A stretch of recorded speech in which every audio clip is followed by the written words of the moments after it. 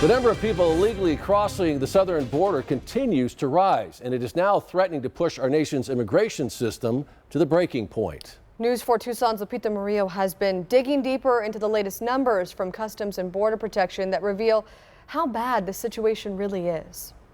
Back in July, the Border Patrol reported nearly 200,000 encounters with illegal immigrants along the southern border. It's the highest monthly total in more than 20 years. And what's more, the number of people coming from places other than Mexico and the northern triangle of Central America is surging.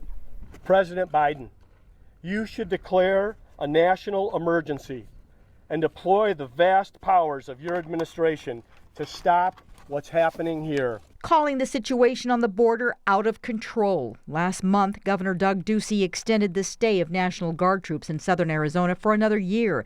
The previous month, in July, CBP reported more than 212,000 encounters with illegal crossers on our nation's southern border. It's going to get worse. Tucson immigration attorney Mo Goldman tells the Digging Deeper team people who are making their way to the U.S. face enormous challenges, and he expects the numbers to keep going up. Not only are people risking their lives potentially and giving up everything, but they're spending, in some cases, their life savings to be able to try to achieve that goal of making it to the border. Border Patrol agents are catching more than just people from Mexico and the northern triangle of Central America. They include citizens of India, Romania, Brazil, and Venezuela. In January of this year, CBP reported about 9,700 encounters with migrants from countries other than Mexico, Guatemala, Honduras, and El Salvador. By July, that number had surged to over 59,000. Homeland Security Secretary Alejandro Mayorkas has called the situation at the border unsustainable and recently issuing a stark warning to those who would attempt to illegally come to the U.S. by boat from Cuba or Haiti. The time is never right to attempt migration by sea.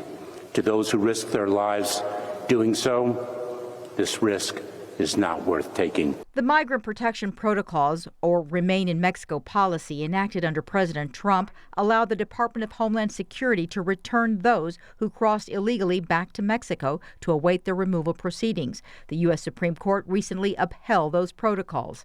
Now, not only are we seeing, a significant influx of migrants, but many of them are just stuck living in Mexico right now, and they can't get the opportunity to get their foot in the door so that they can make their claim for asylum and have a fair hearing. Goldman says the current situation at the border could be just the tip of the iceberg as tens of thousands continue to flee violence, oppressive governments, and natural disasters. There's finite resources, and you also have the oppression that goes on, and also the climate change, and that's a recipe for a significant amount of migration. It isn't just the governor who is concerned about the illegal influx. Arizona Attorney General Mark Brnovich is now leading a coalition of 16 states challenging President Biden's immigration policy. Digging deeper, Lupita Murillo, News 4 Tucson.